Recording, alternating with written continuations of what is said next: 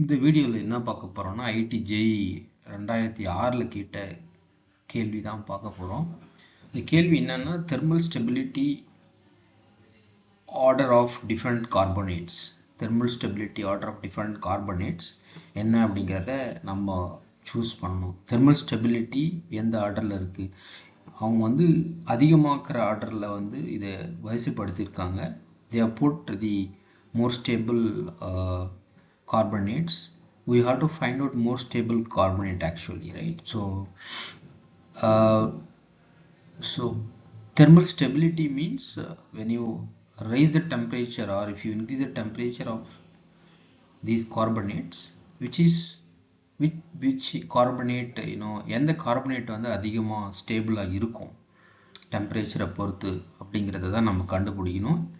So அது அதிகமாக்குற கார்பனேட்டை ஃபஸ்ட்டும் அடுத்தது ரெண்டாவது மூணாவது அந்த வரிசையில் இதை ஆர்டர் பண்ணணும். So we have to order the carbonate based on the thermal stability, which is more stable with respect to the temperature changes or higher temperatures, or which carbonate is more stable at higher temperatures, right? So that is what we have to find out. So when you talk about the carbonate பற்றி பேசும்போது carbonate மெட்டீரியல்ஸோட stability 3 ஃபேக்டரை depend பண்ணியிருக்கு. 3 factor என்னென்ன அப்படின்னா size of the cations, அந்த carbonate எந்த cation இருக்கோ அந்த கேட்டயானோட சைஸ் அந்த ஸ்டெபிலிட்டியை டிசைட் பண்ணுது. ரெண்டாவது charge of the cations, so கேட்டயானோட சார்ஜஸ். மூணாவது போலரைசபிலிட்டி ஆஃப் தி ஆனயான்ஸ், ஸ்டெபிலிட்டியை டிசைட் பண்ணுது. இதில் 3 ஃபேக்டர்ஸில் அதாவது பேராமீட்டர்ஸில் சைஸ் ஆஃப் த கேட்டயான் ரொம்ப important one and it influences a lot. இருக்கிற 3 ஃபேக்டரில் இது ரொம்ப முக்கியமான ஃபேக்டர். ஸ்டெபிலிட்டி டிசைட் பண்ணுறதுல இந்த சைஸ் ஆஃப் த கேட்டயான் ரொம்ப முக்கியமான ஒரு ஃபேக்டர். ஸோ இப்போது we will see how each of these parameters influencing the stability. இப்போ நம்ம என்ன பார்க்க போறோம்னா இந்த 3 பேராமீட்டர்ல எப்படி ஒவ்வொரு பேராமீட்டரும் கார்பனேட் ஸ்டெபிலிட்டியை டிசைட் பண்ணுது அப்படிங்கிறத பார்ப்போம். முதல் cation, size of the cation. கேட்டயானோட சைஸ் எப்படி மாறுச்சுன்னா ஸ்டெபிலிட்டி எப்படி மாறும், கேட்டயானோட சைஸ் ஸ்டெபிலிட்டியை எப்படி இன்ஃப்ளூயன்ஸ் பண்ணுதுன்னு பார்ப்போம். அது எப்படி இன்ஃப்ளூயன்ஸ் பண்ணுதுன்னா larger the cation size more the stable.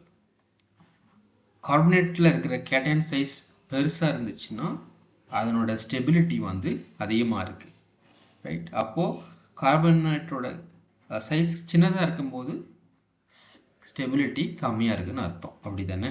So அப்போ லார்ஜர் த கேட்டயான் சைஸ் மோர் ஸ்டேபிள் தி கார்பனேட்ஸ். அப்போ எந்த carbonate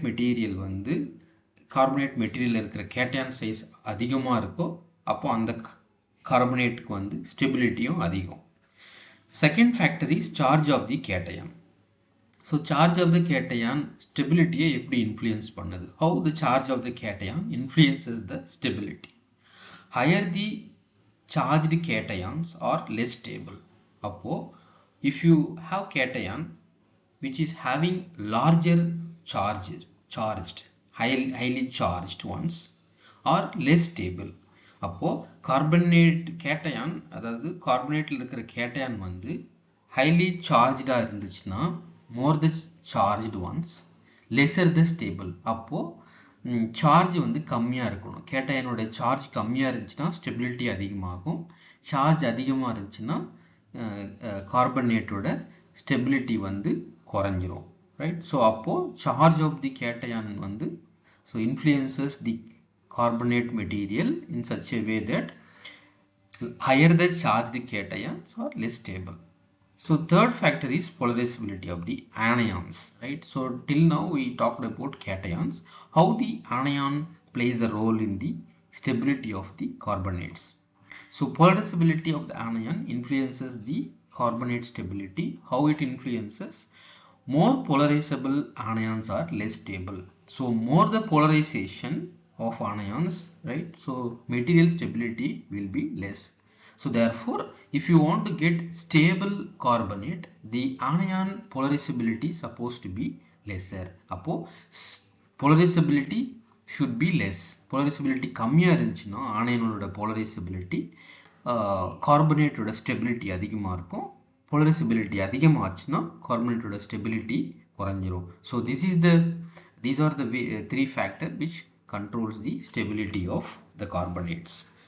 So to be specific, they are given 4 carbonates. We have to order them according to the thermal stability. நாலு கொடுத்துக்கிற 4 கார்பனேட்ல எது ஸ்டேபிளா இருக்கு டெம்பரேச்சரை பொறுத்து, எது அதை வந்து எப்படி ஆர்டர் பண்றதுன்னு பார்ப்போம். அதுக்கு முன்னாடி we will see what is the melting point of these carbonates, right? So if you know the carbonate melting points, so approximately we can order the stability, thermal stability. So sodium carbonate order 851. Sodium carbonate thermal melting point is 851 degrees centigrade. Potassium carbonate 891 degrees centigrade. Barium carbonate 54 degrees centigrade. And 240, around 240 it will decompose. And barium carbonate 811 degrees centigrade. This is the melting point of the given 4 carbonates.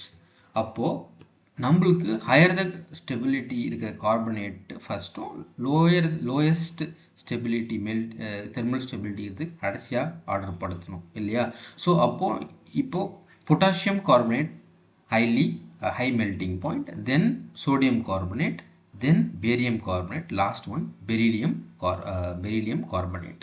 So this is the order of the carbonates, thermal stability order of the given carbonates. So the right answer is B, right? So the right answer is B.